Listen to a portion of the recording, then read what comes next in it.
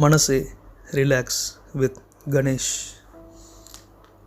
அமானுஷ்ய இரவுகள் கதை அம்மா. வாங்க பார்க்கலாம்.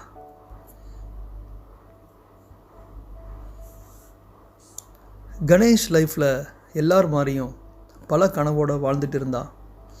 அண்ட் அவர் எல்லாக்கிட்ட இருந்தும் நிறைய அன்பை எதிர்பார்ப்பார். தப்பில்லை தானே? நம்ம எல்லாரும் அன்பை எதிர்பார்ப்போம். ஆனால் அவர் எதிர்பார்த்த அன்பு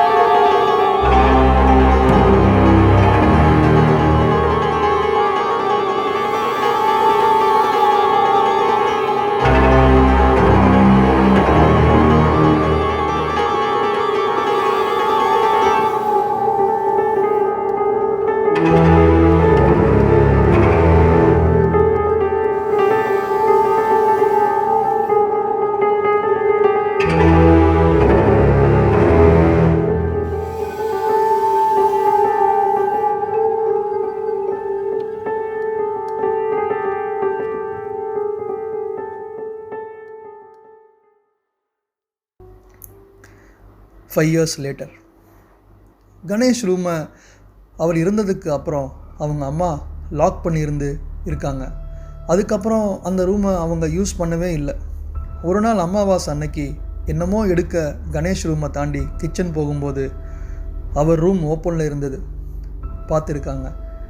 இந்த ரூமை நான் லாக் பண்ணி தானே வச்சுருந்தேன், எப்படி ஓப்பன் ஆச்சுன்னு உள்ளே போய் பார்த்துருக்காங்க. அங்கே பார்த்தா 5 இயர்ஸ் யூஸ் பண்ணாத ரூம் மாதிரியே அந்த ரூம் இல்லை. முன்னாடி அவர் வாழும்போது அந்த ரூம் எப்படி இருந்ததோ அப்படியே தான் இருந்துகிட்ருக்கு.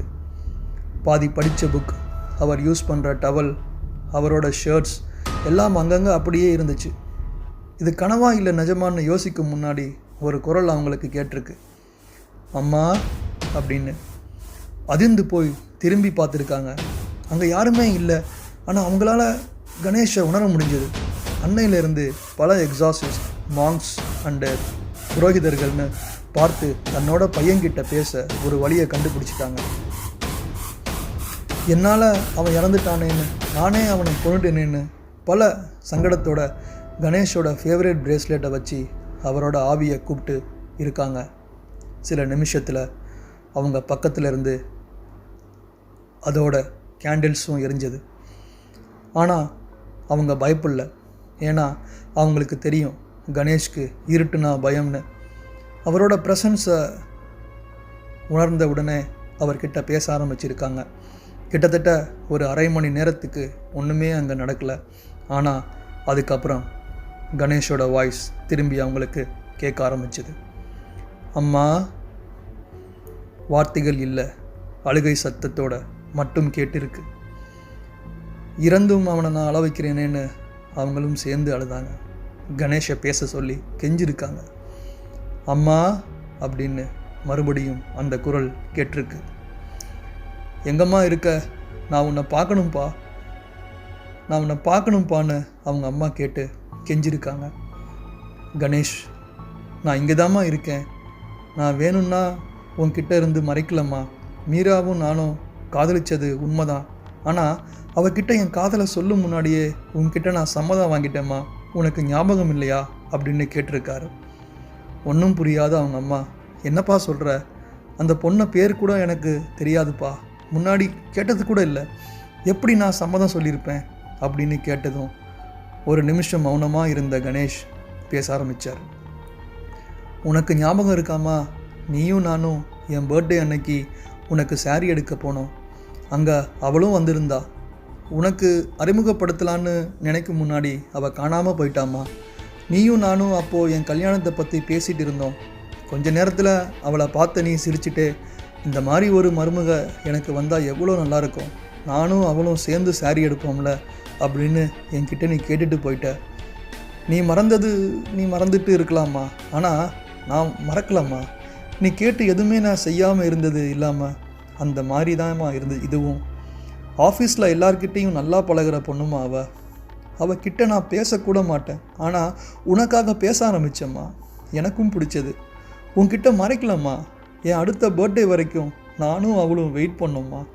அந்த மாதிரி உன்னை அதே கடையில் அவள் கூட ஒன்றா சாரி எடுக்க வைக்கணும்னு நினச்சம்மா. ஆனால் அதுக்குள்ளே என்னென்னவோ நடந்துருச்சுமா, என்னை மன்னிச்சிடுமா அப்படின்னு சொல்லி அழுக ஆரம்பிச்சிருக்கா கணேஷ். எல்லாத்தையும் கேட்டு கண் கலங்கி போன அவங்க அம்மாவுக்கு என்ன சொல்கிறதுனே தெரியல.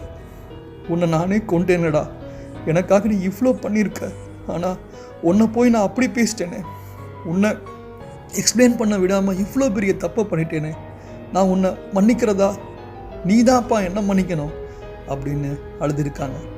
ஆனால் அதுக்கப்புறம் கணேஷ் கிட்டேருந்து எந்த பதிலும் இல்லை. அமானுஷ்ய இரவுகள். ஒருத்தர் தப்பு பண்ணும்போது அவங்க தப்பாக மட்டும்தான் நம்ம பார்க்குறோமே தவிர எந்த சுச்சுவேஷனில் அவங்க அந்த பண்ணாங்க அப்படின்னு நம்ம பார்க்குறதில்ல. அவங்களே சொல்ல வந்தாலும் அதை கேட்குறதும் இல்லை. வார்த்தைகள் கத்தியே விட மோசமானது. அதனால் அந்த ஆக்கத்துக்கு மட்டும் பயன்படுத்துங்க, அழிவுக்கல்ல. அம்மா என்றாலே என் தாயை போல ஊரில் எவரு, அம்மா என்றாலே உசிறு.